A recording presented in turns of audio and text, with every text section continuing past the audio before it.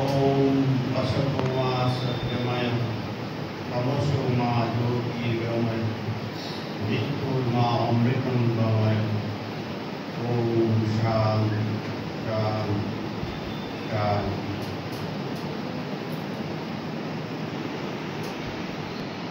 स्वामी शक्तिनारायण जी महाराज रामकृष्ण मठ तथा रामकृष्ण मिशन अध्यक्ष चिटागांग बांग्लादेश। हमारे संगे आरो उपस्थित आছেন स्वामी अमृत पूर्णानंद जी महाराज। যিনি আপনাদের অতি পরিচিত, আগেও তার সঙ্গে আপনাদের দর্শন আলোচনা ইত্যাদি হয়েছে। তাদেরকে আমি আমার নমস্কার শুভেচ্ছা জানাই। সামনে উপস্থিত আছেন যারা আজকের এই ভক্ত সম্মেলন যে ব্যবস্থা করেছেন, তার মধ্যে বিশেষ করে শান্তনু মুখার্জি এবং কয়েকজন হসলা ও শ্রদ্ধা এই সংস্থারা আলমোড়া এসেছিল।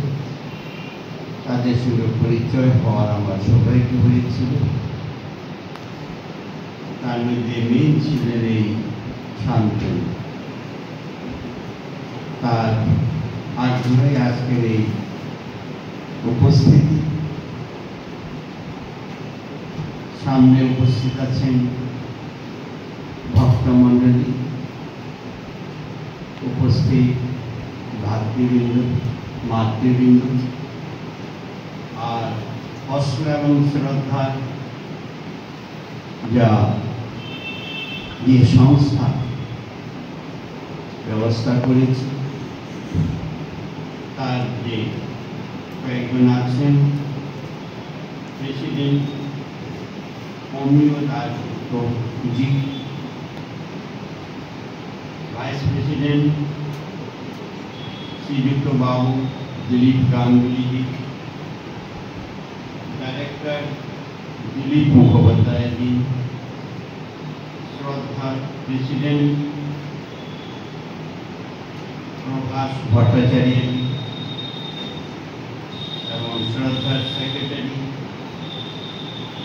আলপনা মুখোপাধ্যায় এবং অন্যান্য ভক্তমণ্ডলী যারা দূর থেকে এসেছেন, যেমন ধরুন দিল্লি, কলকাতা, তাদের সকলকে আমি আমার নমস্কার শুভকামনা জানাই।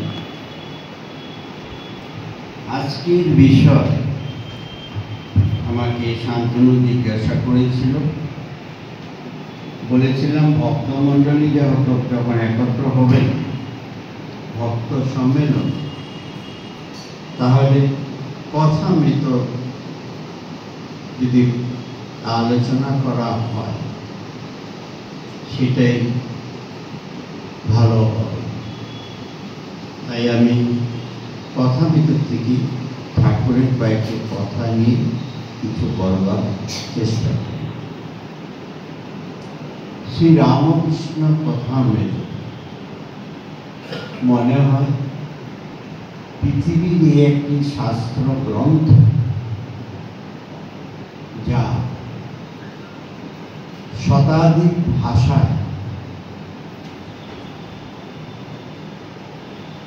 পাবলিশ হয়েছে এবং শুধু ভারতেই নয়, ভারতে তো অনেক দেশে নিত্য পাঠ করা হয় অনেক ভক্ত হয়ে। তারা বাঙালি হোক, বিদেশি হোক, সকলেই অনেকে নিত্য পাঠ্য এই শাস্ত্র গ্রন্থ।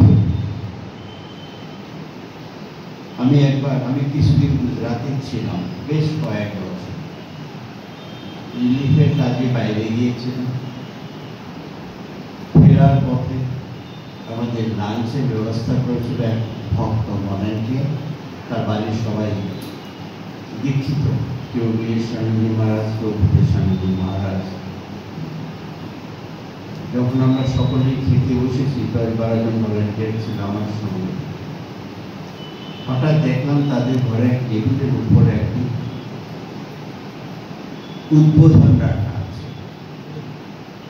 আমি জিজ্ঞাসা করলাম, এই উদ্বোধন মাসিক পত্রিকা বাংলা তোমাদের এখানে রাখা, এটা কে পাঠ, কে পড়ে? তো বললো, আমরা সবাই পড়ি। সবাই বলতে তারা 4 বোন 2 ভাই, বড় ভাইয়ের স্ত্রী, বাবা মা। বলে, সবাই বাংলা জানো? বলে, ঠাকুরের ভাষা কথামৃত পড়বার জন্য আমরা বাংলা শিখেছি,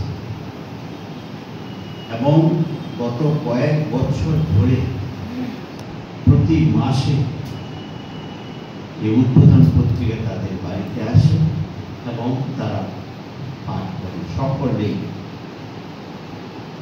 এই ঠাকুরের প্রতি ভালোবাসা, তাই আবার এবং কথামৃত এমন একটি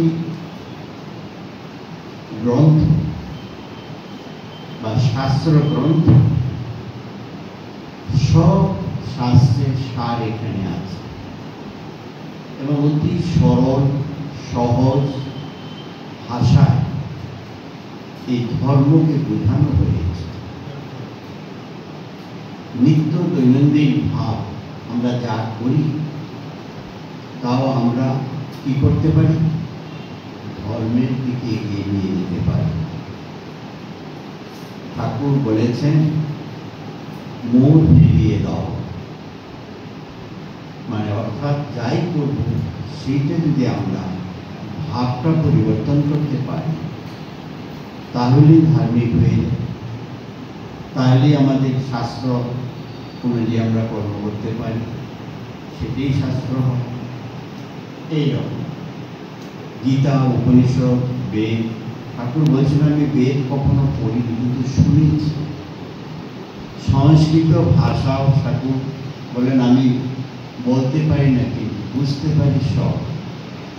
ঠাকুর সব ভাষা শাস্ত্র গ্রন্থ সম্বন্ধে জানতে গিয়েছেন, আর বলছেন এখানকার ভাব বেদ বেদান্ত ছাড়িয়ে গেছে।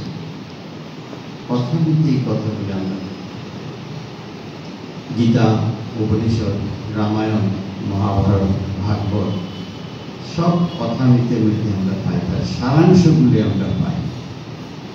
আলাদা করে পড়তে পারলে খুব ভালো, না পারলেও কথামৃত পারলে তার সারাংশটা আমরা বুঝতে পারি এবং এগিয়েও যেতে পারি। আমাদের মঠ মিশনে এবং ভক্তমণ্ডলীতে আমরা দেখি অনেকেই রোজ কথামৃত পাঠ করে এবং অনেকেই গুরুদেব বলেন রোজ একটু করে কথামৃত পাঠ করে। আমরা দেখি বিশুদ্ধানন্দজি মহারাজের জীবন, জানি না আপনাদের দেখি বিশুদ্ধানন্দকে দর্শন করেছেন কিনা। জ্যোতিষানন্দজি মহারাজের জীবন, এরকম অনেক মহাপুরুষ যারা আমাদের সঙ্গে ছিলেন বা আছেন, নিত্য তারা কথামৃত পাঠ করে। আশ্চর্যের বিষয় আপনাদের বলি, একজন মহারাজ, তার সঙ্গ করবার আমার সুযোগ হয়েছিল। কথামৃত সম্বন্ধে আলোচনা হলে একদিন একটা কথামৃতের কথা নিয়ে আলোচনা হচ্ছিল আমাদের আশ্রমে। আমি বললাম, এটা তো কথামৃতে আছে, ঠাকুরের পাওয়ারি বাবার গুহাতে ঠাকুরের ভোগ। সকলে হেসে উড়িয়ে দিল। সে কি, তখন কোথায় ঠাকুরের ফটো প্রচার হয়েছে? হয়নি তো। আমি চুপ করে গেলাম। এই সোমনাথ মহারাজ স্বামী সংঘানন্দজি যিনি জ্যোতিষানন্দজি মহারাজের সেক্রেটারি ছিলেন, ব্যারিস্টারানন্দজি মহারাজের চিঠিপত্র লিখতেন। তাকে বললাম, তখন আমরা একসঙ্গেই ছিলাম আশ্রমে, বলে না আছে তো? বললেন প্রথম খণ্ডের দ্বিতীয় বা তৃতীয় পরিচ্ছেদে সেকেন্ড পেজ এটা পাওয়া। খুলে দেখলাম, ঠিক আছে। তাদেরকে বললাম, খুলে দেখালাম, এরকম আরো কয়েকটি ঘটনা এরকম আলোচনা হয়েছিল। কেউ স্বীকার করছে, কেউ স্বীকার করেনি। ঠাকুরের দাঁত ভেঙে গিয়েছিল, রেলের উপরে পড়ে গিয়ে কথা বলল। তো কেউ বলল, না না, দাঁত ভাঙেনি, দেখো ম্যাগনিফাইং গ্লাস দিয়ে দেখলে দেখা যায় ভিতরে দাঁতটা আছে খুব বাঁকা। আমি সোমনাথ মহারাজকে জিজ্ঞাসা করলাম, বলে হ্যাঁ আছে তো। পেজ নাম্বার ওকে বলে দিলেন যে ঠাকুর রেলের উপরে পড়ে গেছেন, হাওয়া অবস্থা দাঁত ভেঙে গেছে।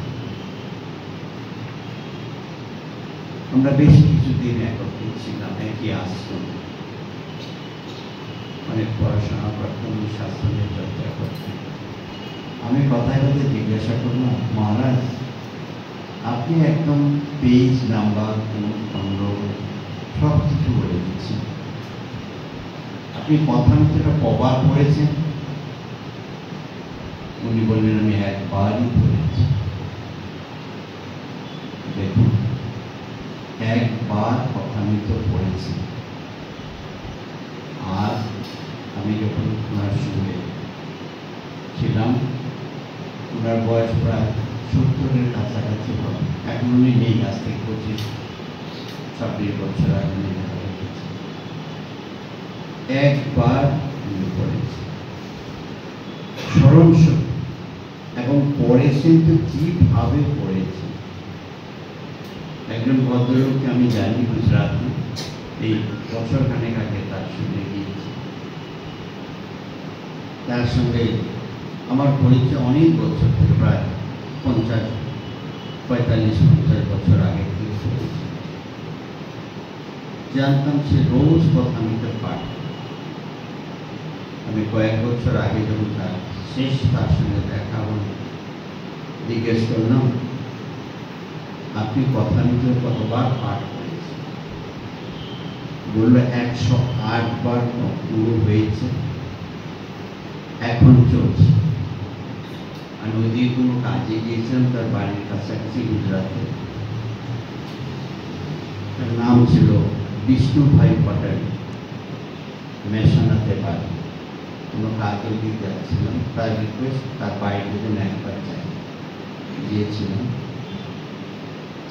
তখন তার বেশ 20-25 বছর আগে থেকে সে কাজকর্ম থেকে নিষ্কৃতি নিয়েছিল, বিজনেস যাচ্ছিল তার ছেলেদেরকে। তার ডেইলি রুটিন, সকালবেলায় উঠে স্নান, আত্মউঠে জপে বসা, বীরেশ্বরী মহারাজের শিষ্য ছিল। তারপর সময় মতো কিছুক্ষণ করার পর স্নান, টিফিন করে চাটা খেয়ে স্নান করে কথামৃত পাঠে বসে, এবং তার উপরে তিনি ধ্যান করতেন। এই ছিল তার রুটিন। তো 108 বার তিনি করেছেন। আমি জানি না আপনাদের মধ্যে কেউ আছেন কিনা এইরকম। আর সোমনাথ মহারাজের আরেকটি ঘটনা, কথামৃত থেকে আমি যখন পেলাম, জপাত সিদ্ধি ঠাকুর বলছেন, আমি বললাম একটু সম্ভব? মাও বলেছেন, এটা কি করে? বলে হ্যাঁ হয়। কিভাবে হয়? আপনি কি করে জানলেন যে হয়?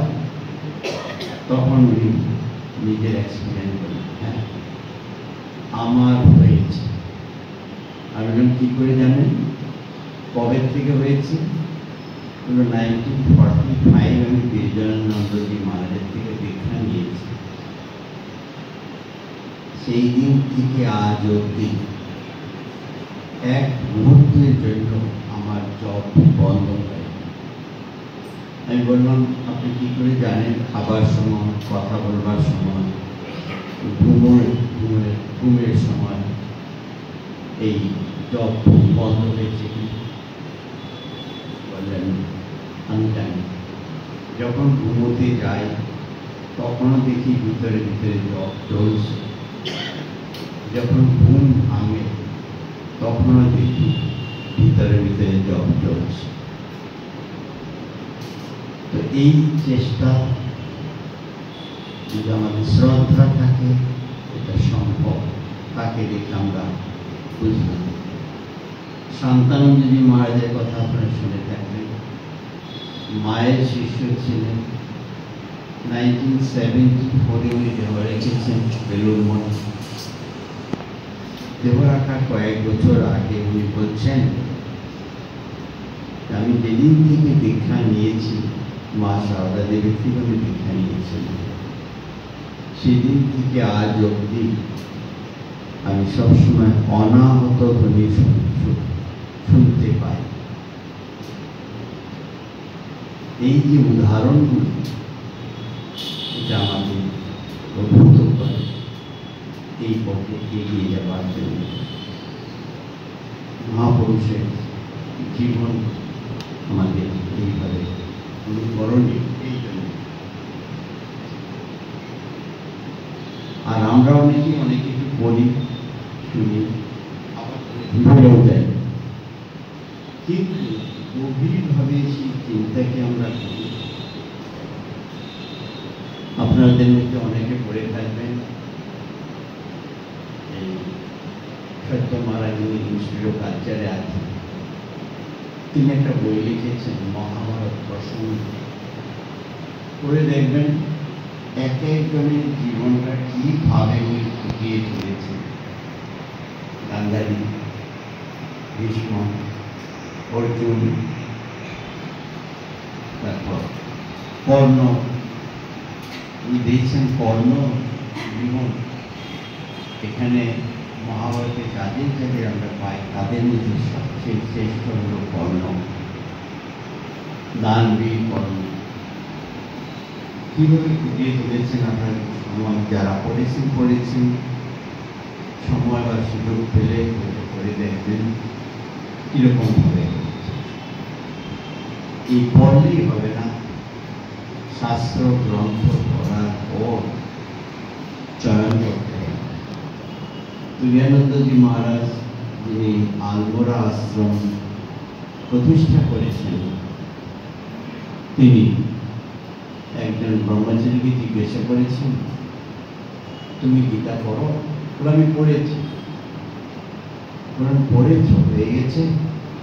আমি তো একটা শ্লোক 7 দিন ধরে পড়তে পারি, কখনো কখনো 3 দিন, কখনো 7 দিন। অর্থাৎ সেটা নিয়ে উনি চিন্তন করেন, ভিতরে ভিতরে তার পুরো অর্থটা। সে একটা বই নমক রূপে, জানেন আপনারা দেখেছেন কিনা, হিন্দিতে লিখেছেন একজন প্রফেসর। তাতেও এই যে যুদ্ধক্ষেত্রে যে বিবরণ দিয়েছে,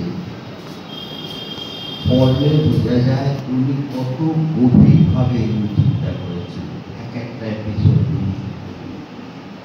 খালি পড়ে দিলাম, রেখে দিলাম তা না করে এই কথাগুলো যদি আপনি একটু ভালোভাবে চিন্তা করেন, একই কথা হয়তো আগে 10 বার বা 25 বার পড়েছেন, দেখবেন তার থেকে আপনি নতুন নতুন অর্থ পাবেন। এবং আপনার আমাদের চোখ খুলে যাবে। ভাগবত, রামায়ণ, মহাভারত, বেদের যে সবগুলো, উপনিষদের যে শ্লোকগুলো আছে, তার অর্থগুলো আমরা দেখব এর মধ্যেই আছে।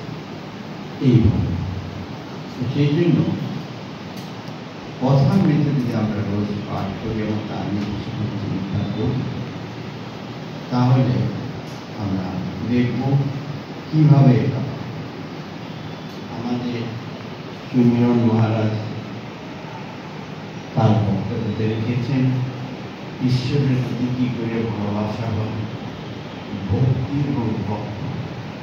ঠাকুর বলেছেন জ্ঞান পাঠলে ভক্ত ভক্তি, উনি সেটাই বলেছেন। আর বলছেন তাতে আমরা জন্ম মৃত্যু চক্র থেকে মুক্তি লাভ। মহারাজ সুন্দরভাবে বুঝিয়েছে।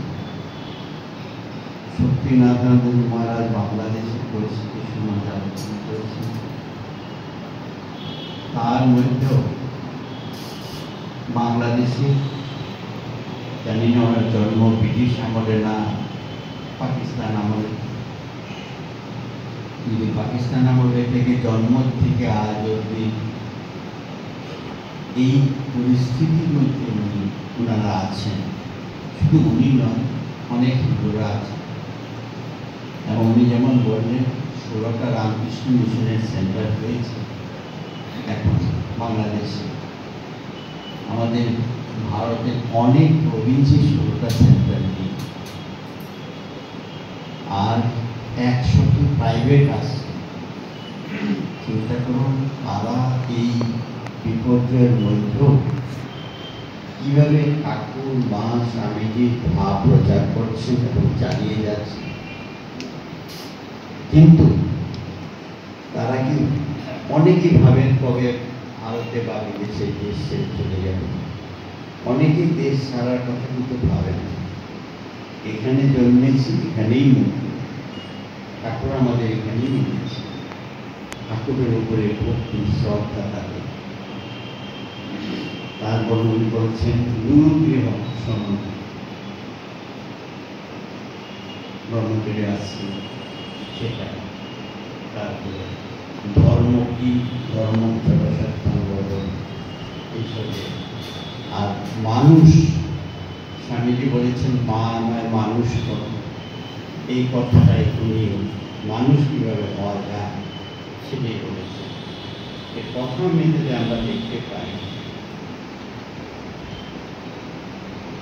যে ঠাকুর বলছেন মনুষ্য জীবনের উদ্দেশ্য ভগবান লাভ। তাতে আমরা দেখতে পাই 4টি শব্দ। মনুষ্য জীবনের উদ্দেশ্য, মানুষকে বলবেন আমরা তো সবাই মানুষ, সবাই মানুষ। কিন্তু স্বামীজি বারবার প্রার্থনা করছেন মা আমায় মানুষ, মা আমায় মানুষ। ঠাকুর বলছেন মান দোষ যার খুশ হয়েছে যে আমি মানুষ, সেই মানুষ। তারপর মনুষ্য জীবন, ঈশ্বর লাভ, ভগবান কি, তাকে আমরা আমাদের মধ্যে কেউ দেখেছেন কিনা জানি না, জানেন কিনা জানি না, আমি তো দেখি। সেই ভগবানকে দেখিনি, জানেন, তার জন্য আমরা সারা জীবন চেষ্টা করে যাব ঈশ্বর প্রাপ্তির জন্য। মনুষ্যের জীবনের উদ্দেশ্য ভগবান লাভ, এই 4টা শব্দই আছে। তাতে আমরা দেখতে পাই মানুষ কাকে বলে, এই একটা কথা। মানুষ সম্বন্ধে আমাদের শক্তিনাথ মহারাজ বলেছেন, কিছু উদাহরণ দিয়েছেন, শাস্ত্রের কথা বলেছেন। সকলেই পশু বলুন, মানুষ বলুন, সকলেই আমরা কি করি, আহার নিদ্রা ভয় মৈথুন আমাদের সকলেরই আছে, প্রত্যেক জীবের। একমাত্র মানুষ চিন্তা করার শক্তি দিয়েছেন এবং চিন্তা করবার শক্তি দিয়েছেন, এবং মানুষ দেবতা হতে পারে যদি আমরা মনুষ্যত্ব লাভ করতে পারি। কিন্তু পশু পাখি জন্তু তারা পারে না। এইটুকুনি স্বামীজি বলেছেন মানুষ দেবতা হতে পারে, ভগবান হতে পারে, এই হল পার্থক্য। আর ভগবান কাকে বলে? শাস্ত্রে আছে,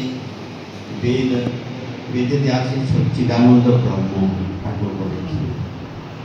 পুরাণে আছে সচ্চিদানন্দ কৃষ্ণ, তন্ত্রে আছে সচ্চিদানন্দ শিব, এগুলো ভগবান। এবং আমরা জানি সর্বশক্তিমান, তিনি যা ইচ্ছা তাই করতে পারেন। তা বলে সবার প্রতি অন্যায় করবেন তা নয়, এবং তাকে যে পাবে সে শান্তিতে জীবনযাপন করবে। এবং এই ভগবান লাভের কি প্রয়োজন? ভাগবতে আমরা দুটো শব্দ দেখতে পাই, আত্যন্তিক দুঃখ নিবৃত্তি, পরম সুখ। সকল মনুষ্য, সকল জীবই যেটা চায় সব দুঃখে নিবৃত্তি হোক আর পরম সুখ প্রাপ্তি, পরম সুখ লাভ। এখন পরম সুখটা কি? পরম সুখ হবে সেটাই যার কোনো শেষ নেই। টাকা পয়সা আছে, গাড়ি আছে, বাড়ি আছে, কিছু দিনের জন্য আমরা আনন্দ পাই, কিন্তু সেটাই কি শেষ? শেষ তখনই হবে যার কোনো শেষ নেই, সবসময় আনন্দে থাকবে সেটাই। আর আমাদের প্রত্যেক মানুষের আমরা দেখি ওম শান্তি শান্তি শান্তি, প্রত্যেক বৈদিক মন্ত্রের পরে শান্তি মন্ত্র উচ্চারিত হয়। সেটা হলো আদি ভৌতিক, আদি দৈবিক এবং শারীরিক শান্তির জন্য আমরা করি। যতগুলি আমাদের বিপদ আসুক না কেন, তিনটে ভাগে ভাগ করা। এখন কথা হলো এই ভগবানকে আমরা কি করে পাব? সেটা তো আমরা আগে দেখেছি, শাস্ত্রে পড়েছি। শাস্ত্র অধ্যয়ন, জপ ধ্যান করে আমরা ভগবানকে পাব। কিন্তু রামকৃষ্ণদেব প্রথম থেকে আমরা দেখতে পাই সব কিছু ছেড়ে দিয়ে তোমাকে জঙ্গলে যেতে হবে না, এই সংসারের থেকেও ঈশ্বর লাভ। বলছেন মূল ফিরিয়ে দাও, অর্থাৎ তুমি যে কাজকর্মগুলো করছো সেগুলিতে আমরা ঘুরিয়ে দিই, ভাবনার পরিবর্তন করি, তাহলেই হতে পারে। বাড়িতে রান্না করছেন মায়েরা, যদি ভাবেন আমরা রান্না করছি, এরা খাবে, আমার ছেলে মেয়ে শ্বশুর শাশুড়ি দেবর স্বামী এত কাজ করে যায়, তারা কোনোদিন আমার অ্যাপ্রিসিয়েট করে না। আর একটু রান্নাতে গন্ডগোল হলেই বুঝতে হবে। কিন্তু যদি আমরা মায়েরা এরকম ভাবি, বা আমরা যখন রান্না করি যদি এরকম ভাবি, এটা তো আমি আমার পুত্র কন্যা শ্বশুর শাশুড়ি দেবর স্বামী এদের জন্য করছি না, ভগবানের পুজোর জন্য করছি। তাদেরকে আমরা ভোগ দেব, তারা জীব ব্রহ্মৈব না পড়ে, তারা প্রত্যেক জীব ঈশ্বর, সেই ঈশ্বররূপী জীবকে আমরা ভোগ দেব, তারা সেটা গ্রহণ করবে। কেউ কি আমরা মন্দিরে পুজো দিয়ে ভোগ দেওয়ার পর বলি ভগবানকে তুমি আমাকে ধন্যবাদ দাও, তুমি আমাকে অ্যাপ্রিসিয়েট করো? সাধারণত কেউ, কিন্তু তার আশীর্বাদ চাই। এখানেও আমরা যদি সেটা না করে ঈশ্বরের সেবা পুজো করে করি, তাহলে আমাদের মন পরিবর্তন হয়ে গেল, ভাবটা পরিবর্তন করে ঈশ্বরের সেবা হল। স্বামীজি যে ভাবটা আমাদের এই ইয়েতে ধরেছেন, এই রামকৃষ্ণ মঠ মিশনের যে মূল মন্ত্র, সেটা হলো আত্মন মোক্ষার্থম জগৎ হিতায়। এই কথা যদি আমরা নিজেদের মোক্ষ চাই, মানে কি করে ঈশ্বর লাভ হবে, জ্ঞান লাভ করব, জন্ম মৃত্যু চক্র থেকে আমরা বেরিয়ে যেতে পারব, সেটা হলো আমাদের মোক্ষ। স্বামীজি বলছেন সন্ন্যাসীরা আসছে যাচ্ছে আর কি করছেন, সমাজ থেকে গৃহস্থ থেকে সব কিছু নিচ্ছেন। তাদেরকে আমরা কি দিচ্ছি? আমি দিকে চিঠি লিখছি, গুরু ভাইদের তোমরা তাদের জন্য কিছু করো। সেটাই হলো জগদ্ধিতায়, জগতের উপকার। জগতের উপকার বলতে আমরা আপাতত দৃষ্টিতে দেখছি জগতের সেবা করছি, কিন্তু তা নয়। যে আমরা গভীরভাবে চিন্তা করি তাহলে আমরা দেখব সেটা হলো উপায়, মিনস। অর্থাৎ জগৎ জগৎ নয়, ঈশ্বরমুখী জগৎ, ভগবানই আছে সব, এবং তাদের সেবা করব। হসপিটালে আমরা কাজ করি, তো এটা যদি আমরা ভাবি রোগী নারায়ণ তার সেবা পূজা করছি, স্কুলে যখন আমরা পড়াচ্ছি সেদিন থেকে এটাই দেব বা দেবী, বাচ্চাগুলো ঈশ্বরের রূপ, ছেলে মেয়ে রূপ নিয়ে এসেছে, তাদের সেবা পূজা করছে। তাহলে সেটা ভাবে পরিবর্তন হবে, আমাদের মুক্তির দ্বার। তো সেই জন্য এইটা ঠাকুর এসে আমাদের এইগুলো দেখেই দিয়েছে। আর কি বলছেন শাস্ত্রে আমরা দেখি সাপ এবং উদাহরণ আছে। অন্ধকারের মধ্যে একটা দড়ি পুড়ে গেছে বা পড়ে আছে, আমরা ভাবি সাপ ভয় পেয়ে যায়। তখন টর্চ বা লাইট নিয়ে এসে দেখি যে এটা একটা রশি পড়ে আছে বা রজ্জু পড়ে আছে, তখন আর আমাদের ভয় থাকে না। সেই রকম এই প্রত্যেক জীব শিব, ঈশ্বর, যদি আমরা সেইভাবে তাদের সেবা করি তাহলে আর আমাদের ভয় থাকবে না, এগিয়ে যাবে। আর একটা কি ঠাকুর বলছেন, কলিযুগে সত্যই কলিযুগের তপস্যা। ঠাকুরের জীবনে দেখি, উদাহরণ দেখি, ধনী কামারিনীকে কথা দেখুন, কিরকম সত্যের রাত কথা বলছেন। আগে আমার খুব সত্যের রাত ছিল, এখন রোদারি বলাতে একটু কমেছে। এইরকম আমাদের আমরা রামচন্দ্রের জীবনেও দেখি, রঘুকুল সদাহারি প্রাণ যায় বচনও না যায়। রামচন্দ্র শিখে দশরথের কথা রক্ষা করবার জন্য তিনি বনে গেলেন 14 বছর। দশরথ বলছেন আমাকে যেতে হবে না, কিন্তু উনি বলছেন না, দশরথ কথা দিয়েছেন, এই কথা রক্ষার জন্য তিনি সত্য রক্ষার জন্য তিনি 14 বছর বনবাসে গেলেন। তো সেই রকম সত্য রক্ষা, সত্য পালন করতে হবে, সত্যই করতে হবে। মায়ের জীবনেও আমরা দেখি কিরকম ভাবে সত্য রক্ষা করেছেন। আপনারা পড়েছেন মায়ের জীবন। সেই আমার ঘরে চন্দ্রমণি দেবী লক্ষ্মী পূজার দিন ঠাকুরের বড় ভাই পাশে গ্রামে লক্ষ্মী পুজো করতে গিয়েছি।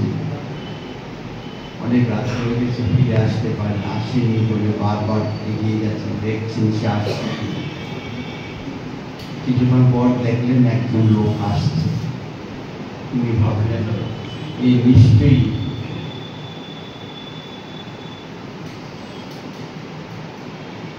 ঠাকুরের বড় ভাই বলে। কাছে আসা করে দেখলেন একজন মহিলা, সালঙ্কার। বললেন তুমি এত রাত্রে কোথায় যাচ্ছ? আজকে আমাদের বাড়িতে বিশ্রাম করো, কাল সকালে চলে। বলছেন না, আমার অনেক কাজ আছে, আমি পরে আসবো। সেই বলছি আপনাদের এই জয়রামবাটি থেকে কামার পকেটে গেলেন লক্ষ্মী গিয়ে চন্দ্রমণি দেবী উত্তর করতে। এইভাবে সত্য রক্ষা করতে হবে। আর স্বামীজি যেটা বলেছেন, সকলের সেবা করো, তার একটা উদাহরণ দিয়ে আমি আমার বক্তব্য শেষ করবেন। অনেকক্ষণ সময় হয়ে গেছে, আমাদের শান্তনু বাবু উসকুস করছেন আর তখন বলবেন। 30 মিনিট দিয়েছিল আমাকে, আমার মনে হয় 30 মিনিট হয়ে গেছে। একনাথ রানারের কথা না, কি নামটা ছিল, একনাথ এখনো আছে। আমরা দেখি এখানে বাংলাদেশ, পশ্চিমবঙ্গে বোধহয় একটু কম। যদি আপনি হরিদ্বার ওইসব জায়গায় যান, দেখবেন হাজার হাজার লোক গঙ্গা জল নিয়ে তাদের এখানে নিবাস স্থান সেখানে যাচ্ছে শ্রাবণ মাসে শিবের অভিষেক করবার জন্য। সেই একনাথজি সেরকম যাচ্ছিলেন, সঙ্গে গ্রামের অনেক লোক। তখন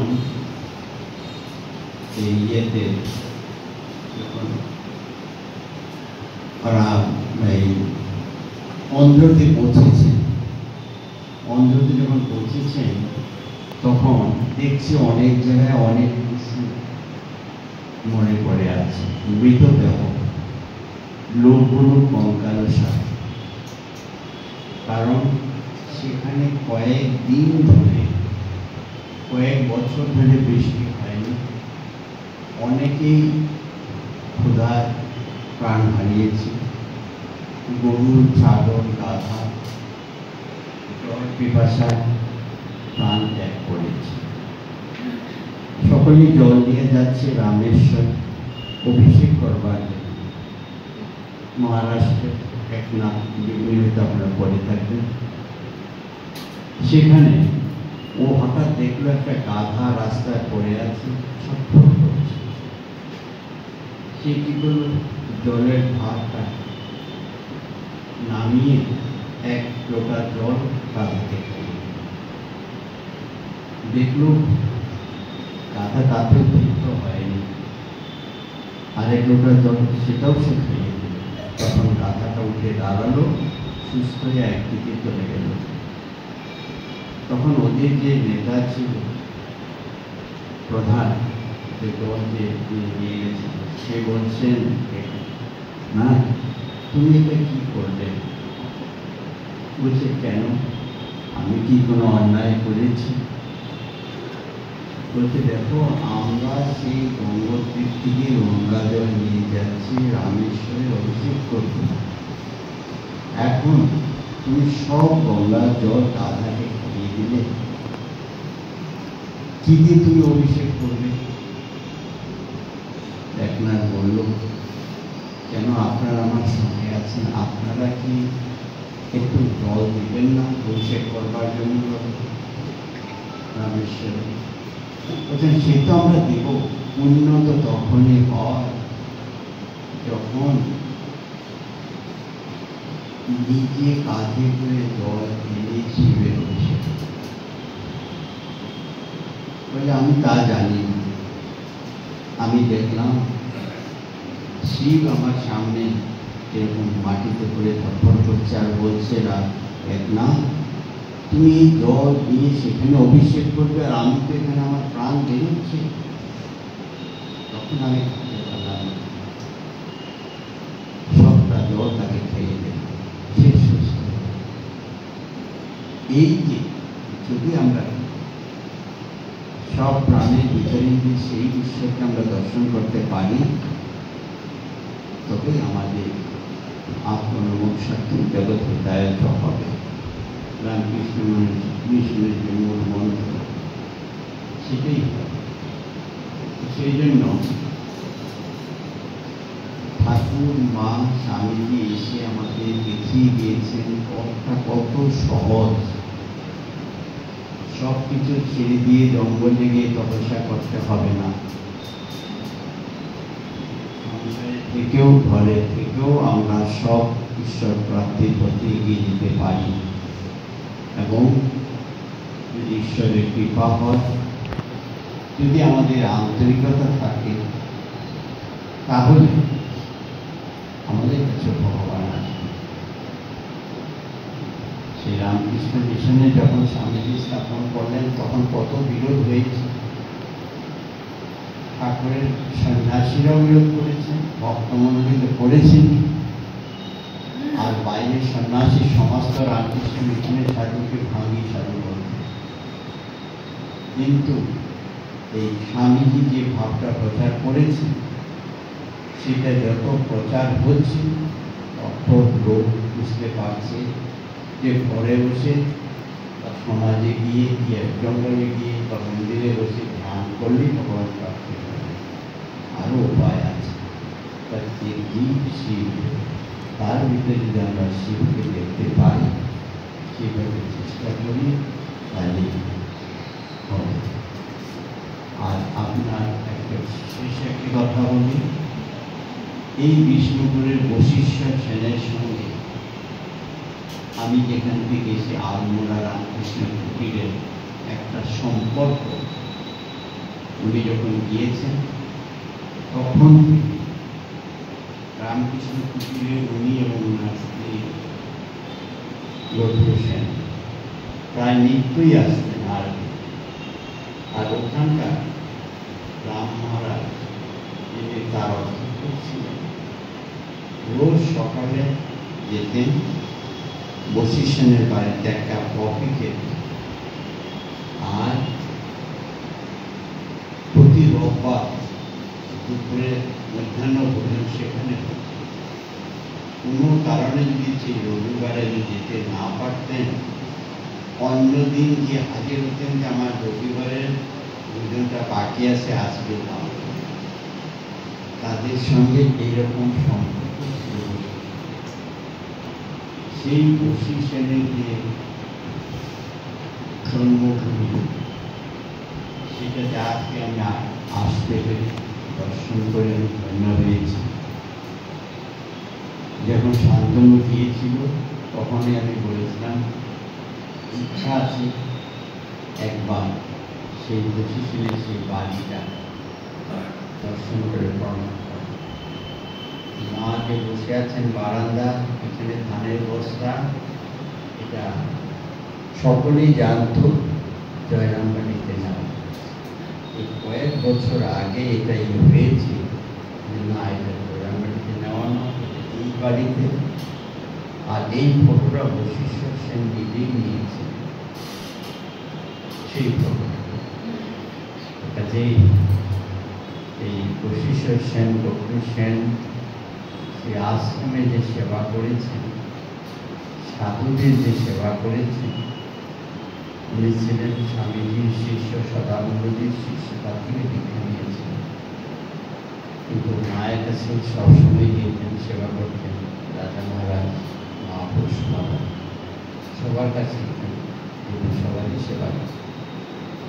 সেখানে আসতে পেরে তাদের জন্মভূমি দর্শন করে আমি ধন্য হয়েছি। আপনারা একটি পবিত্র স্থানে আছেন, আপনারাও ধন্য। আপনাদের সঙ্গে এই চর্চা করে আমি সকলকে আমার নমস্কার। ওম শান্তি শান্তি শান্তি। হরি ওম। শ্রীরাম কৃষ্ণ।